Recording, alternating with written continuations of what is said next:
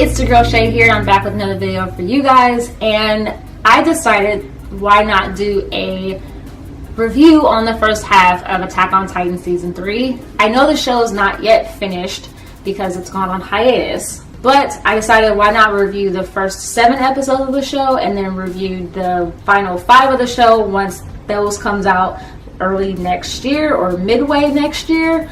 This is only because I usually like to binge watch shows completely. I don't like to wait each week, but since this show is going on hiatus for such a long time, I decided it'd be a great time to just review the first half. This is very similar to what I did with Food Wars Season 3, which I actually split into 2 parts also because that show also went on hiatus for some amount of time while they came out with the last 12 episodes of that show. With this time though, they actually split it up kind of strange. So the show in total is supposed to be about 12 episodes, and they already came out with the first 7, but they're still to release the next 5. So weird way for them to split it up, but whatever, it's fine.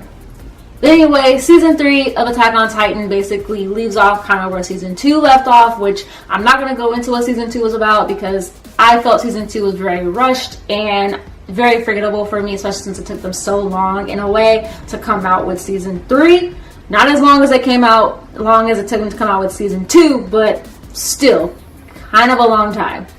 But Season 3 basically gives you a lot more history regarding Historia, also known as Krista, and more into her family, her backstory regarding her parents, also her backstory regarding the Titans. You learn more about Aaron's family a little bit dealing with the Titans, and you also learn more about the government within the city as well, and learn how corrupted they kind of are and how they're kind of trying to control the people that live there, not only to control them, but also are not really for the betterment of the people. But I have to say that throughout these 7 episodes, I say the first 3, maybe even 4 episodes of so far, I didn't really enjoy very much. I found them to be very forgettable. I found that not a lot of stuff kind of happened, and I kind of found myself getting lost in the story. This was mostly because, like I mentioned at the beginning, I found Season 2 forgettable, so I kind of went into Season 3 with the same outlook on it, only because I feel like they kind of dropped the ball with Attack on Titan in a lot of ways, but I digress.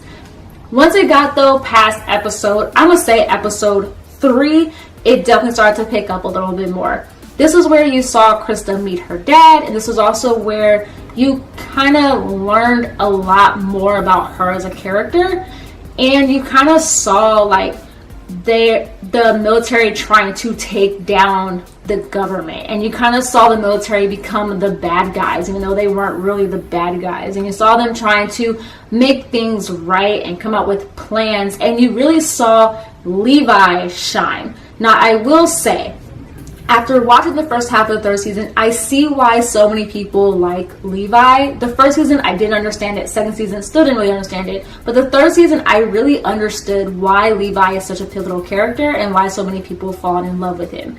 He's amazing. I love seeing all the fight scenes with Levi, and I love seeing all the way that he schemes and comes up with plans. That was truly, truly amazing. There's also a part within the latter half, say episode 6, episode 7, where it gets into a lot of the last names regarding a few of the characters and how they might somehow be related, which I'm interested to find out what happens later on regarding that. The best thing that I liked though about the series though was the character development, and I like the fact that you learned a lot more about Historia, and I feel like she was the character that's shined so far within this 3rd season. At the beginning, when you first heard of Krista, now known as Historia, you kind of felt that she was like a girly girl, didn't understand why she was kind of there in the military, and she couldn't really in some ways hold her own. But with this season, she's held her own. She's fought against everybody whom she felt she needed to fight against, and she's actually grown into more what her personality is, and has kind of decided to do whatever she wants to do, and I really enjoyed watching that, and that was one of the things that I was excited to watch throughout this entire series.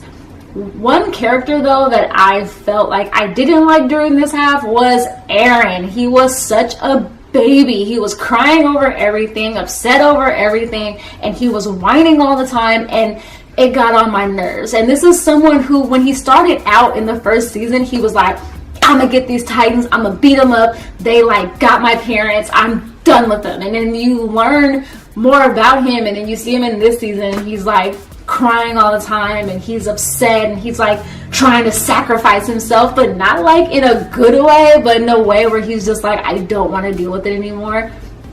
But yeah, that's what I didn't like about it. But I have to say, honestly, that I'm actually very excited about what's to come within this next half. I'm excited to see how they decide to end it, and I'm excited to see if there's going to be any more subsequent seasons. But one thing I want them to do is that if they come out with more seasons, to come out with more episodes, more than just 12. I mean, like, the first season we had 24, and then from there you've given us 12 episodes ever since. Like, come on, you gotta give us more than that. But I will say, if you haven't watched it already, definitely check out season 3 of Attack on Titan. You have time to catch up with the first 7 episodes, since it won't resume until April of 2019, so you have a lot of time. I myself actually watched Attack on Titan dubbed. I enjoy the dub. I don't think there's a problem with it. Plus, I wanted to listen to it and watch it without me having to read the subtitles. For some reason, you guys know how I feel about that. But I did watch the first season though subtitled. So I've watched both, and I don't actually have a preference. It just depends on what my mood is.